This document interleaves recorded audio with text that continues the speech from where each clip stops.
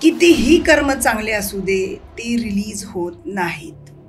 ते ब्रह्मांडात रिलीज होत नाहीत. ते एखाद्या वेळेस भूत बनतील. सडनली एक स्पिरिट, एक फिमेल स्पिरिट आली आणि तिला घेऊन आदळायला लागली आणि ती मला सांगते की माझ्यावर 5-6 जणांनी रेप केलंय आणि मला असं असं ह्या जंगलमध्ये फेकलंय, तर तुम्ही त्याचा बदला घ्या. हे माझ्याबरोबर झालेलं आहे. मी आत्म्यांशी लिटरली त्यांचे दुःख बघितलेलं आणि बोललेली आहे. कुणी मानव या ना मानव. तर मला काहीच समजत नव्हतं. एकदम सडनली मला असं वाटलं की मग माझा हात हलवा. खूप ट्राय केले. At least I should touch that black tourmaline.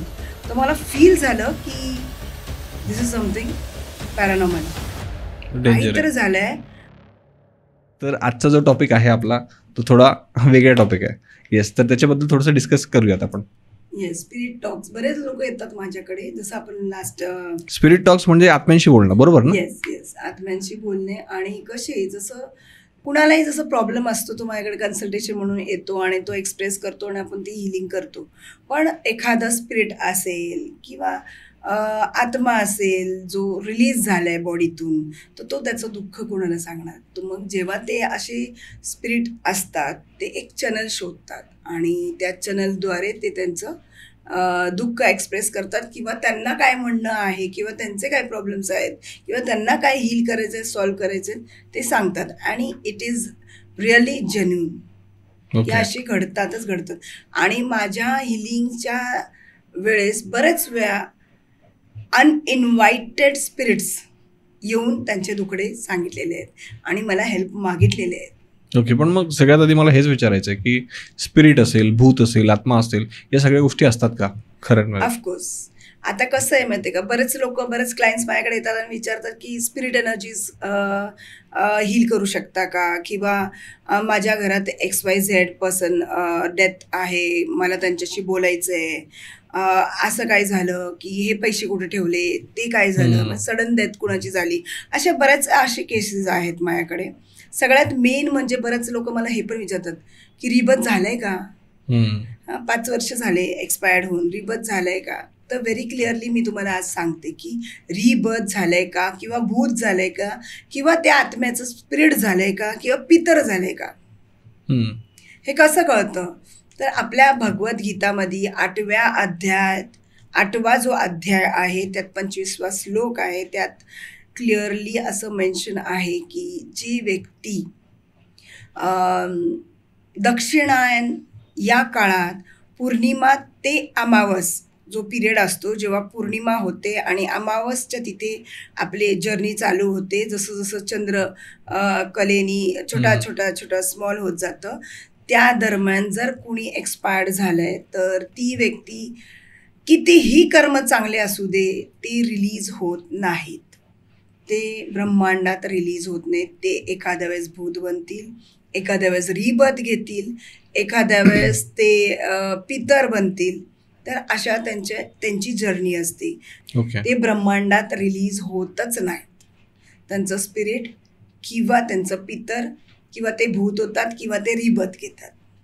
ते कितीही चांगले कर्म करू दे, they have to face this things. म्हणजे परत त्यांच्या कार्मिक जर्नी चालू होते. ओके, पण मग थोडंसं बेसिक पासून मला जाणून घ्यायचं आहे की तुमच्या आयुष्यात हे तुम्ही कधी चालू केलं की आत्म्यांशी बोलणं असेल, किंवा जो फर्स्ट एक्सपिरियन्स होता ते कधी चालू केलं? मी जेव्हा रेकी हिलिंग मध्ये आले तर मास हिलिंग घेते मी रेकीचं. तर जेव्हा मास हिलिंग घेते किंवा फॅमिली कॉन्स्टिलेशन घेते, सगळ्यात मेन उदाहरण म्हणजे फॅमिली कॉन्स्टिलेशनचं घ्या. जिवंत व्यक्तीला अंगात घेणे आणि त्यांच्या हेल्थचा इश्यू असेल तो रिलीज करणे, किंवा त्यांना कुणाबद्दल राग असेल तो हील करणे, ह्याला कॉन्स्टिलेशन्स बोलतात. आणि XYZ क्लायंटचं काम आम्ही करत होतो. सडनली एक अनइन्व्हायटेड स्पिरिट तिच्यात आली आणि ती स्पिरिट माझ्याशी बोलायला लागली आणि आय वॉज शॉक्ड. मी म्हणलं आमचं केस वेगळाच आहे, आम्ही केस स्टडी वेगळी करतोय, केस आम्ही जे सॉल्व्ह करतोय वेगळं. आणि सडनली एक फिमेल स्पिरिट आली आणि तिला घेऊन आदळायला लागली आणि ती मला सांगते की माझ्यावर 5-6 जणांनी रेप केलंय आणि मला असं असं ह्या जंगलमध्ये फेकलंय, तर तुम्ही त्याचा बदला घ्या. And I have the video. कारण का व्हिडिओ चालू होता केस स्टडीचा.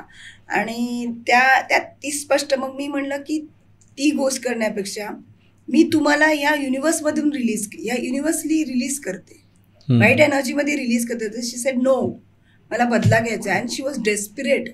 आणि ती ते सांगायला आली तेव्हा मला कळलं पहिल्यांदा की स्पिरिट येऊन कसे बोलतात. जसं तुम्ही माझ्याकडे येता तुमचे प्रॉब्लेम्स घेऊन, तसे स्पिरिट्स पण येतात प्रॉब्लेम घेऊन. आणि मग मी तिला रिक्वेस्ट केली, पण ती ऐकायला तयार नव्हती. 3 वेळा मी बोललो की मी तुला अशाशा हे जे तू तळतळतेस, हे जे इथे तिथे भटकतेस, यातून मी तुला रिलीज करते, मला काय नको.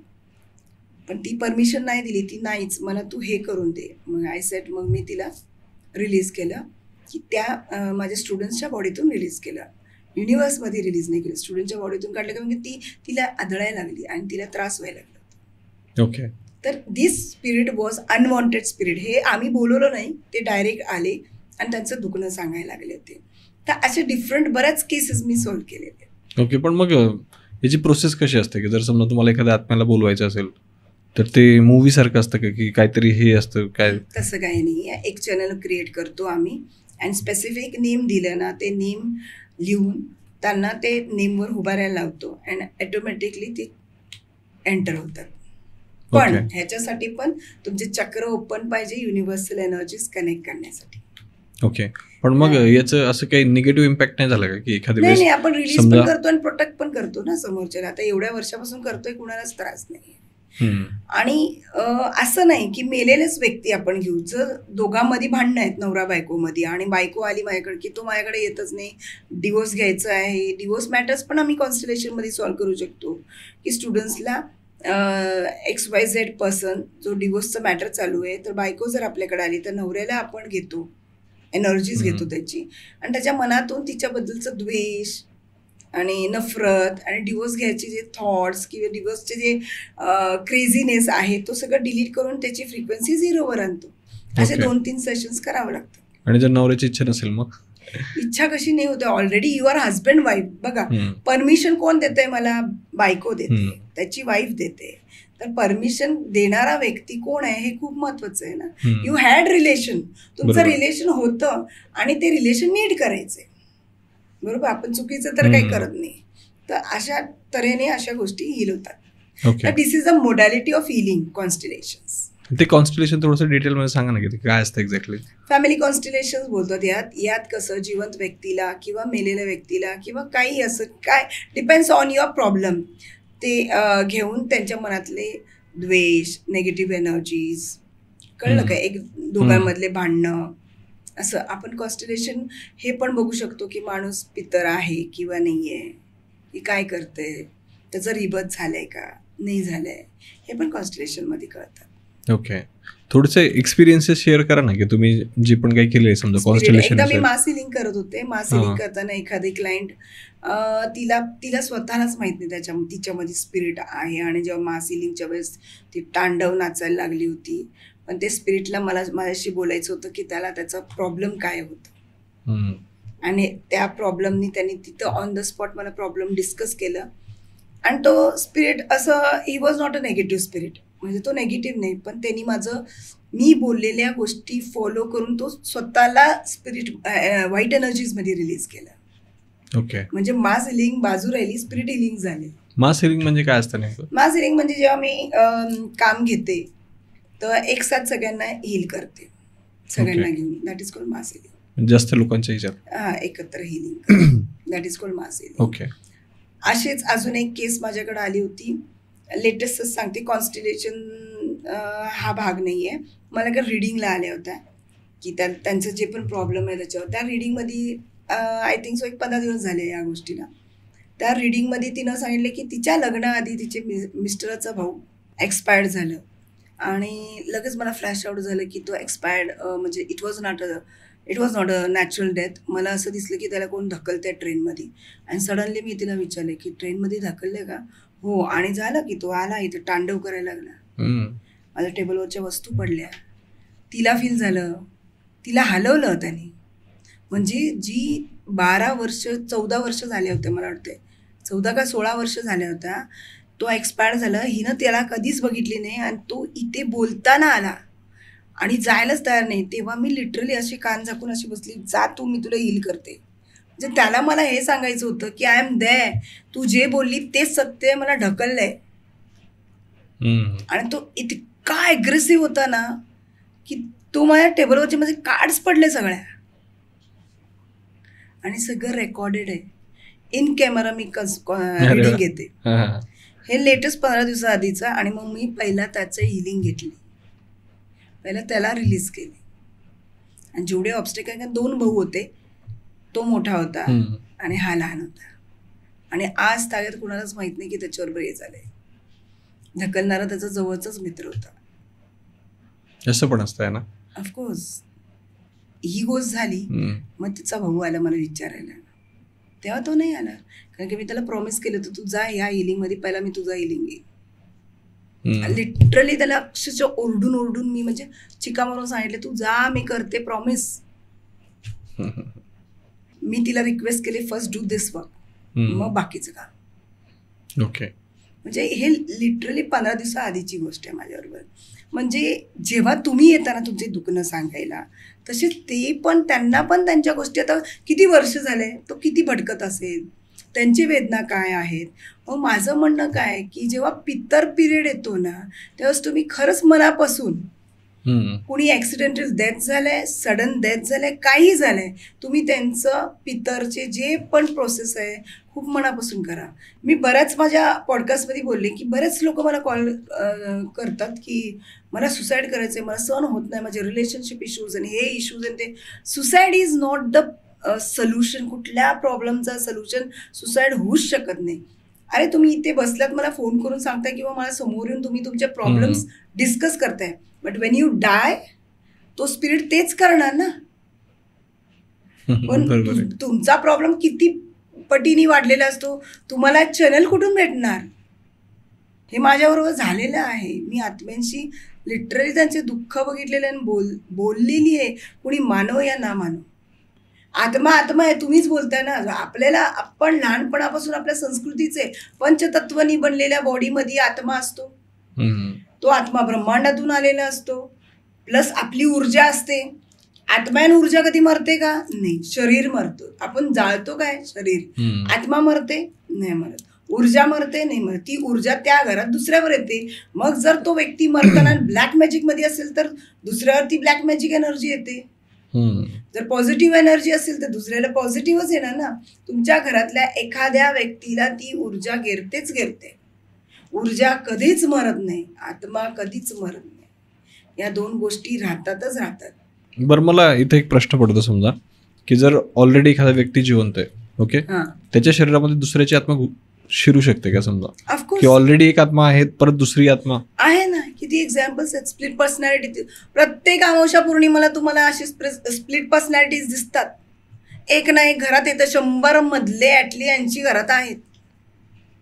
मग कोणी बोलतं, डॉक्टरकडे जातं, हे करतं, मला एन्झायटी आहे, मला डिप्रेशन आहे, मला स्ट्रेस आहे. You are carrying that energy, you are attracting that energy. Okay, कळलं का? मग हे हील करायचं एक प्रोसेस आहे. ह्याच्यासाठी डिप्रेशनच्या गोळ्या नाही खायच्या. डिप्रेशनच्या गोळ्यांनी काय होणार, तुम्ही झोपेतच राहणार. गोळ्या कधी बंद होतात?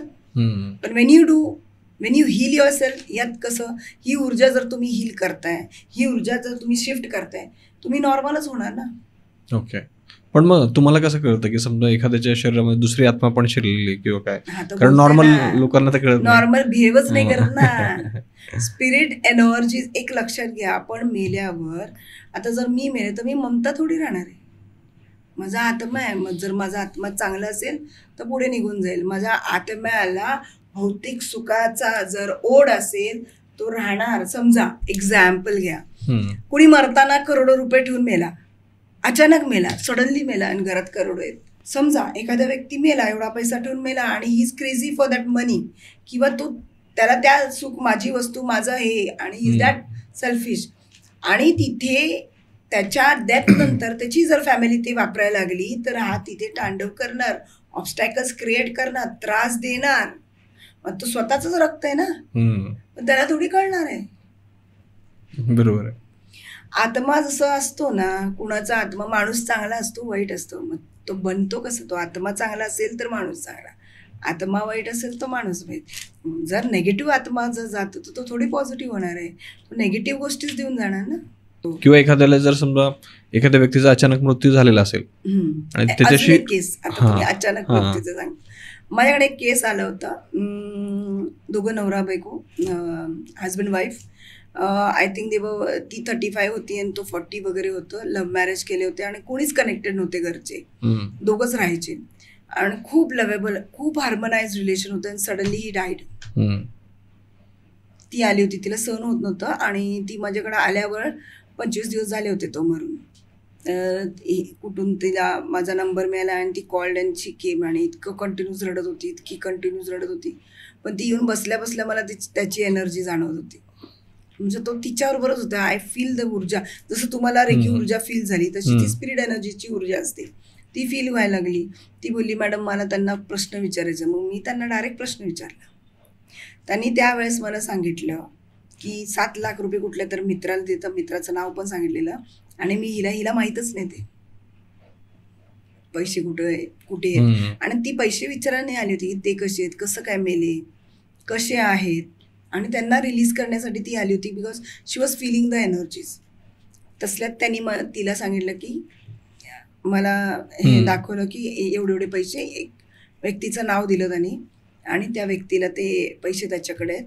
आणि मग हिनं जाऊन विचारल्यावर ते पैसे ती प्राप्त केली. आणि त्याच्यानंतर मला परत कॉल करून माझ्याकडे आली, मॅडम जेन्युइन रीडिंग आहे तुमचा आणि खरंच त्याच्याकडे 7 लाख रुपये होते आणि ते मला मिळाले, थँक्यू बोलायला लागले.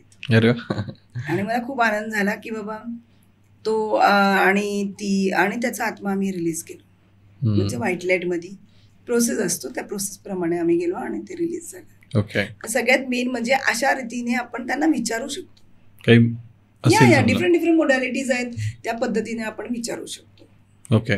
पण मग या ज्या गोष्टी आहेत, समजा की स्पिरिट टॉक असेल, आत्म्यांशी बोलणं असेल, या गोष्टी ज्यावेळेस ऑनलाईन येतात त्यावेळेस एक गोष्ट अचानक म्हणजे बऱ्याच वेळेस चर्चेली जाते की सुशांत सिंग राजपूत, की त्याच्या आत्म्याबद्दल बऱ्याच वेळेस अनेक गोष्टी येतात चर्चेमध्ये. रीड केलंय सुशांत सिंग राजपूतचं. जेव्हा 13 तारखेला हे झालं, 14 तारखेला मला कळलं. मी परत एकदा सांगते, मी इथून लोणावळ्याहून दादरला जात होते तेव्हा मला ऑन द वे कळलेलं आहे. ते फोटो बघताच क्षणी मला मेसेजेस आले की इट वॉज अ सुसाईड, ते मर्डरच आहे. ओके. आणि किती लोकांनी रीड केले त्यांना आणि हे जेन्युइन आहे. पण मग त्याच्यावरती बरेच लोकांनी, फॉरेनचे पण लोकांनी रीड केले त्याला. पण मग त्याच्यावरती मार्ग कसा नाही काढता येते की एखाद्या वेळेस की त्यांनी सांगितलं की इथं काहीतरी सोल्युशन आहे, सबूत आहे, सुराग आहे, असं काय एक्सेप्ट कुठं होत आहेत आपल्याकडे सबूत, सुराग कुठे एक्सेप्ट होते आज तागेत. पण परवा पण मी त्याच्यावर रील बघितले. एवढे वर्ष कसे लागतात. तेच ना. आणि मग आपलं जज किंवा कोर्ट किंवा काय जे पण आहे ते एक्सेप्ट थोडी करतात. कुठल्या आत्म्याने येऊन थोडी गवा देऊ शकतो. हा, पण मग तरी त्यांनी काही सांगितलं नाही का की कुठे एखादी गोष्ट लपवलेली आहे किंवा इथं सबूत? बऱ्याच गोष्टी सांगितलेल्या आहेत, तुम्ही बघा ना. बऱ्याच गोष्टी सांगून त्याला फॉलो पण बऱ्याच लोकांनी केलेले आहेत, पण एक्सेप्टेबल नाही आहेत ना ते. ओके. एक्सेप्ट. आणि सगळ्यात मेन म्हणजे सबूत असलं काय नसलं काय, डिपेंड्स ऑन द गव्हर्नमेंट. ते आहे म्हणा. म्हणजे त्याचं आपण काहीच करू शकत नाही. बघा, एखादा व्यक्ती माझ्याकडे आला आणि काही पण विचारलं तर I am a channel to tell you की हे असं आहे आणि हे असं. बाकीच्या गोष्टी आपण काहीच करू शकत नाही. ओके. बऱ्याच केसेसमध्ये आता मोठा ऍक्सिडेंट होतो, म्हणजे बस किंवा हे एक्झाम्पल माझ्याबरोबर झाला होता बसचा एक किस्सा. मी लोणावळा टू दादर चालली होती, मुंबई चालली होती सॉरी. अँड किती वाजले होते, 11:45 झाले होते रात्रीचे. आणि मी छोट्या म्हणजे जुन्या हायवेनी जात होते. सडनली मी स्वतः ड्राईव्ह करत होते आणि मी सडनली अशी मधला मिरर बघितला. तर मला असं दिसलं की किती लोक माझ्या मागे त्या गाडीच्या स्पीडनी पळत आहेत मागे. मधल्या मिररनी बघितला आणि the same thing I was just shock. मी अशी बघायला लागली आणि एकदम सडनली मी दोन्ही मिरर बघते तर मला कोणच दिसत नाही. म्हणजे जे पळतात ते कोण होते. आणि जेव्हा मी गेली घरी, बघा मी इथे बसली तरी मला लूज बम्स येत आहेत की एनर्जी फील होते. तर ती एनर्जी अजून पण इथे फील होते मला. तर ते मागे जे पळत होते ते कोण होते? तर मला असं समजलं की मी ते न्यूज वाचली होती, पण मी जेव्हा सर्वे केला की ज्या एरियात मी निघाले, जिथं मला ते दिसलं तिथं ते बस दरीमध्ये कोसळून लोक मेले होते. गणपतीचं काहीतरी लेझिमचं काय तर झालं होता पुण्यातून तो ड्रायव्हर झोपीत चालवला. ओके. आणि ती दरीत पडलेली. सगळे मुलं असं लेझिम खेळणारे, की असे जेव्हा स्पिरिट्स दिसतात आणि समजतं तर दे शुड बी रिलीज्ड, नाही तर ते अशीच भटकत राहतात. कुणी तर त्याच्यासाठी रिलीज किंवा त्यांच्या घरच्यांनी केलं तरी व्यवस्थित केलं का हे पण आहे. किंवा you are travelling and suddenly your death. तुम्ही विचार करा ना, माझ्याबरोबर हे किस्सा झाला आहे की ज्याला मी मुलगा मानत होते. मी एका पॉडकास्टमध्ये रिअल टॉक्सच्या बोललेले आहे की ज्याला मी मुलगा मानत होते, माझ्या दोन्ही मुलांबरोबर तो एज्युकेशन आणि सगळं घेत होता, माझ्याबरोबर कनेक्टेड होता. सडनली तो मेल्यावर त्यांनी माझ्यावर काय काय कॉन्व्हर्सेशन केलं आहे की मला ते सगळं अक्षरशः इट वॉज शॉकिंग. माझं स्पिरिट टॉक मोस्टली खूप डीपली तिथून झालं की ज्याला मी मुलगा मानत होते तो मेला 20 वर्षात, आणि सडनली झोपायला गेलेला मुलगा मरतो आणि तो बाहेर आला आत्मा. ही वेडा झाला होता तो वेडा. ही कुडंट एक्सप्लेन की काय चाललंय काय. इतका रडायचा तो पळत. तो 10व्या दिवशी मला कळलं हे सगळं. मला माहीतच नव्हतं की because I was not here. तो माझ्या मैत्रिणीचा मुलगा ज्याला मी मुलगा मानत होते. आणि जेव्हा मला कळलं आणि I was just literally shock. आणि सगळ्यात मेन गोष्ट काय, लाईफ आफ्टर डेथ काय असते, आफ्टर डेथ काय करायचं मेल्यावर माणसाने, हे मी त्याला माझ्या 2 मुलांना एक्सप्लेन केलं होतं. रेकी जेव्हा मी शिकवले तेव्हा माझ्या ह्या 3ही मुलांना शिकवले होते आणि त्यांना मेल्यावर काय करायचं काय नाही एक प्रोसेस आहे ते पण मी त्यांना सांगितलं आहे. त्यातला तो मुलगा माझा मेला. ओके. आणि मेल्यावर पण माझ्याकडे व्हिडिओ आहे योगेश. मी त्याला कसं रिलीज केले, कसा तो रडत होता लहान लेकरासारखा, त्याला काय काय दिसत होतं तिथे आणि कसा त्रास होत होता ना, कसं तळतळत होतं ना, ह्या आत्म्याचं मी बघितलेलं आहे. आणि आय फील व्हेरी, मला खूप वाईट वाटतं त्या गोष्टी. तुम्ही विचारता ना प्रश्न की मी हे कसं कळायचं, तर माझंच व्यक्ती गेला होता तेव्हा हे स्टार्ट झालं. I was doing only reiki. मला स्पिरिट टॉक काही माहीत नाही, मी कधीच केलं नाही. पण 2019ला ही घटना घडल्यानंतर तो माझ्याशी बोलायला लागला. त्याला तर तो मेल्यावर मी त्याच्या गर्लफ्रेंडला पण मिळवलेली आहे. त्यामुळे ते तिथून स्टार्ट झालेलं होतं आणि आज एवढ्यापर्यंत पोहोचले ते स्वर. ओके. खरं रिझन हे आहे की माझं स्वतःच ज्याला मी मुलगा मानले आणि त्याला मी असं रिलीज केले की तो ही वॉज जस्ट रिलीज्ड. त्या निगेटिव्ह एनर्जीचा मग आपल्यावरती काही त्रास नाही होत का? कारण काय आपण जेव्हा शिफ्ट करायची ना एनर्जी, आम्हाला प्रोसेस माहिती आहे how to release the negative energies. आता मी कालच येता मी कधी असं गर्दीच्या ठिकाणी जात नाही, कारण का मग सगळे कॉर्ड्स कनेक्ट होतात. आता आपण गर्दीच्या ठिकाणी तुमचे माझे कॉर्ड्स होतात, आपण एवढे वेळ बसले त्याचे तर I just cut all the cords. कळलं का? नाही तर ती एनर्जी हे होते, ड्रेन होते आपली एनर्जी. जसं की कनेक्शन आहेत, आता तू चार्जर लावलंय तसं एनर्जी एक्सचेंज होत राहते.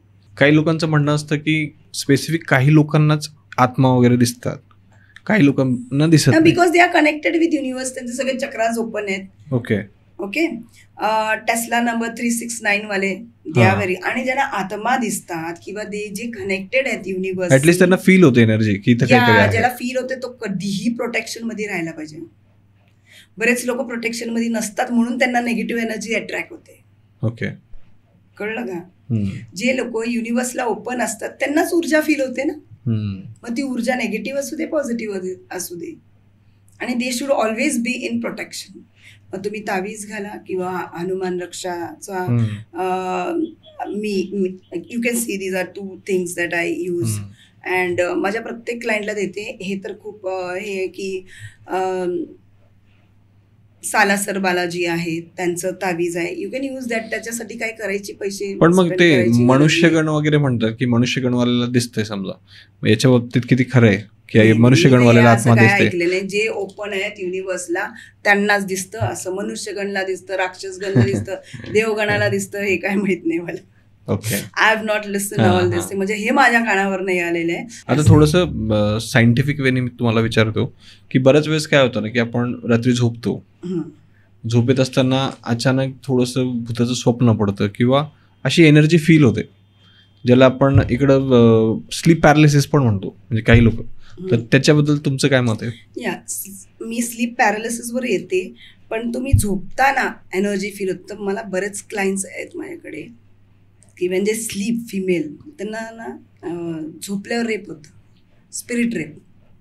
स्पिरिट रेपचे असे खूप केसेस आलेले आहे माझ्याकडे, आणि त्यांना फील होतं की समबडी इज ऑन, म्हणजे कोण छातीवर बसलंय, कोणी त्रास देत आहे, कोण खरचतंय, कोणी दाबतंय. तर हे ज्यांना ज्यांना होतं त्यांनी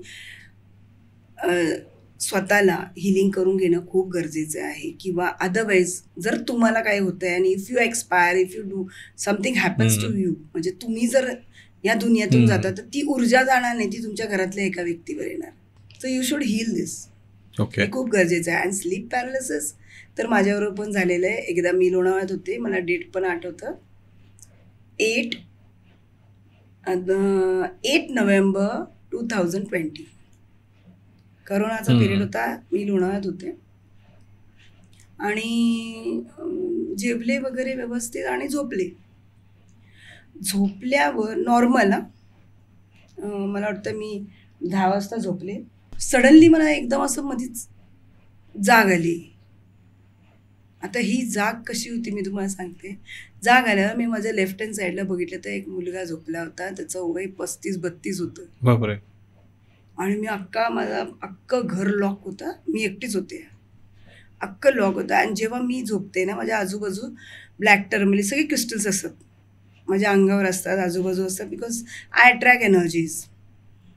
कुणाला माझ्याशी बोलायचं असतं, कुणाला हार्म करायचं असतं, कुणी काय कधीही यायचे. तर मी सगळं कॅरी, तर माझ्या ना बेड साईड ड्रॉवर होता ना, त्याच्यावर माझा फोटो होता आणि ब्लॅक टर्मिलिनचा एवढा मोठा क्रिस्टल होता. तर जेव्हा मी उठले आणि मी बघितले माझ्या लेफ्ट हँड साईड, तर 35 वर्षाचं मुलं, म्हणजे 30 to 35, डोक्याखाली हात ठेवलं होतं, दोन्ही हात असे डोक्याखाली आणि वर बघत होता. I was just shocked. मिळले आणि मी एकदम सडनली उठले आणि मी पळाले आणि दरवाजा उघडतीये बेडरूमचा, तो उघडतच नाही, म्हणजे हातातच येत नाही दरवाजा. आणि मी बघतीये, मी दरवाजा उघडते पण माझी बॉडी तिथंच आहे, माझा हात हालत नाहीये, पाय हालत नाहीये. मी ट्राय करते, नथिंग. मला हात उचलता पण येत नव्हता. म्हणजे एवढी त्या ऊर्जेनी, त्या स्पिरिट एनर्जीनी मला न शिवता मला ब्लॉक केलं होतं. माझा आत्मा बाहेर आला, माझा आत्मा दार उघडतोय.